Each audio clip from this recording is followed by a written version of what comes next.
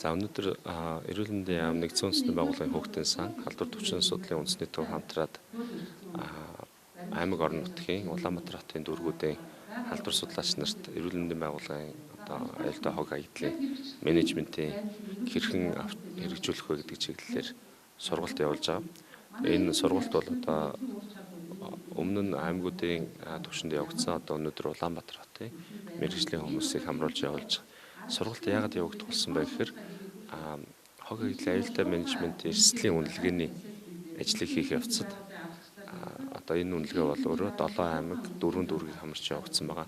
Энэ үнэлгээний олж илрүүлсэн бод байдлуудын нэг нь ийм төрлийн сурталгааны сургалтын эрэлт бол их өндөр байна гэж гарсан байгаа. Тэгээд үүний дагуу энэ сургалтыг явуулж байгаа.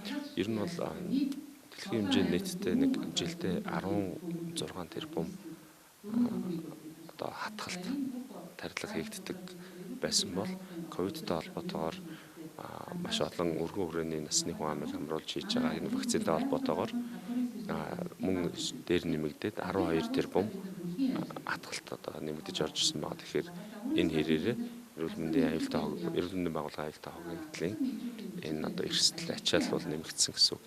За тэгээд хогийг зөв ангилах, хадгалах, тээвэрлэх, устгах энэ асуудлыг бол зохицуулсан эрүүл мэндийн сайдын тушаалын хэрэгжилт шат шатанда эрүүл мэндийн байгууллагууд энийг хуулан таниулах, өөрсдөө эрсдлээс хамгаалах, цаашлаад иргэдийг эрсдлээс хамгаалах чиглэлээр бас байнгын ажлууд явагдах ёстой. Нийт эрүүл мэндийн байгууллагын аюултай хог хаягдлын 15% нь бол яг энэ аюултай хог хаягдл нь өөрөө байдаг. Тийм учраас зөв ангилан ялгах асуудал бас чухал байгаа. За яагаад өнөөдөр энэ сургалт үндсэндээ явж байгаа гэхээр аюултай хог хаягдл бол өөрөө халдвар төвчнийг тараах нэг гол их усүр болдог.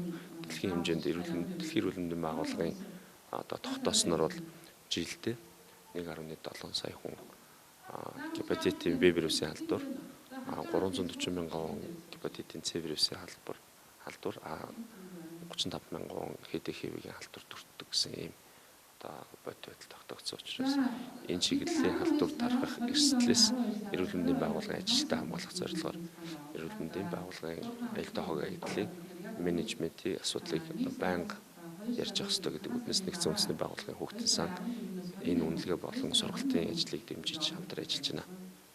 За эрүүл мэндийн байгууллагаас гарч байгаа хог хаягдал дотор аюултай хог хаягдлууд бол нэлээдгүй хувийг эзэлдэг тийм ээ. За энд бол халдвартай хог хаягдал, за хурц сэрмэгтэйч гэдэг юм уу ийм аюултай эрсдэлтэй хог хаягдлууд нь бол иргэдэд болон эрүүл мэндийн ажилтнуудад тэдний эрүүл мэндэд эрсдэл учруулахаар ийм хог хаягдлууд байдаг. Тэгэхээр эдгээр хог хаягдлуудыг яаж ялгах юм, ямар хог хаягдлаар гэж ангилах юм бэ? За мөн яаж хурааж цуглуулах юм, тээвэрлэх үү, устгах уу гэдэг асуудал бол эрүүл мэндийн салбарын нэлийн томоохон асуудлын нэг байдаг.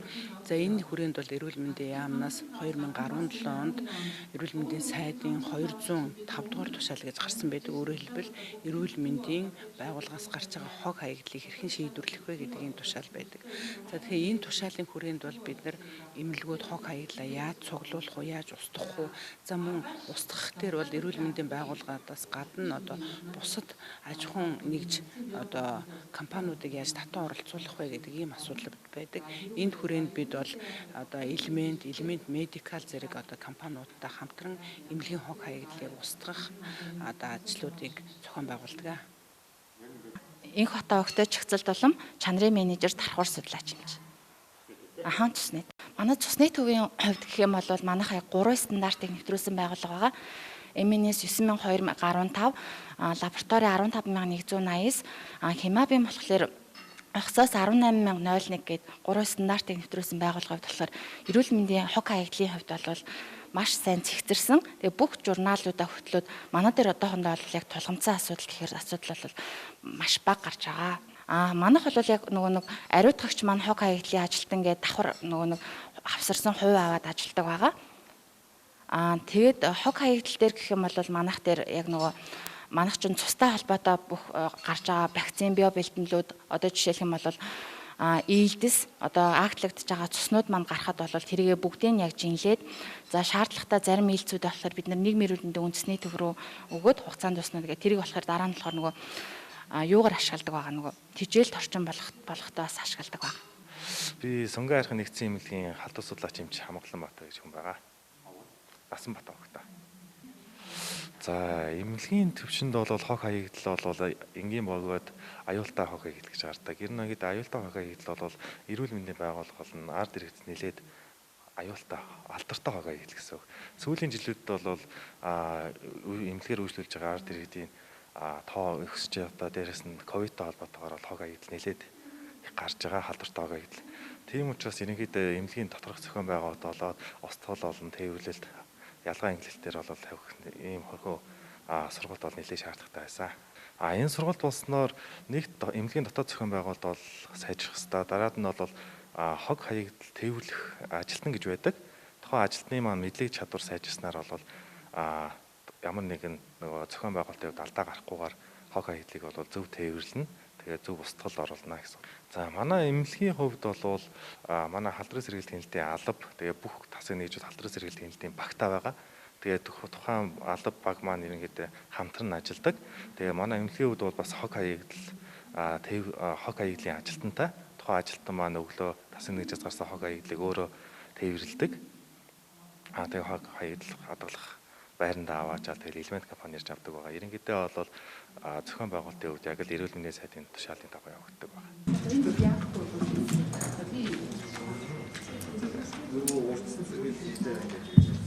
Хэмжээтэй хог хаягдлууд гаргадаг юм бэ. За түүн дотроо аюултай хог хаягдал тийм ээ. За халдвар тушаалыг ч гэсэн шинжилгээ хийхдээ байгаа. Энэ тушаалыг хэрэгжүүлэх бол хөдөө орон нутагт тийм ээ хангагдах эрүүл мэндийн яам одоо шинээр гарах тушаалуудаа анхаарч ажиллана гэсэн ийм бодолтой байгаа юм. За та нарын хувьд бол 2 дугаар тушаалтай холбоотойгоор эмнэлгүүдээс одоо гомдол санал бага ирдэг байсан бол сая энэ одоо ковидын үед бол энэ хог хаягдлаа яах вэ? Энэ хэсэг Улаанбаатар хотын хэмжээнд бол харьцангуй бол хог хаягдлын асуудлыг шийдвэрлэх энэ туслан гүйцэтгэх ийм одоо дэлхийн хэмжээнд жилдээ нэг 16 тэрбум жил болго 16 тэрбум хатгалт. Жилийн одоо 365 хоногийн 50 сая байгаад 10 байхад л эндээс та бид нар өөрсдөө эрсдэлд оруулна л гэсэн. Энэ өглөөний мэндийг за натестэй за манай сургалтын нэг эрүүл мэндийн яамны нийтийн эрүүл мэндийн газрын эцэг дарга Ям доктор за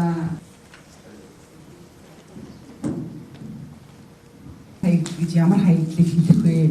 Энийг яаж ангилах вэ? Энийг яаж цуглуулах вэ? Энийг яаж одоо хурааж хуримтлахаар ямар өөрчлөлт оруулах нь зөв юм бэ гэдэг та бүгдийн одоо санал зөвлөмжүүд бол бас биднэрт бол нэлээд одоо хэрэгтэй байгаа гэдгийг хэлхийг хүсэж байна.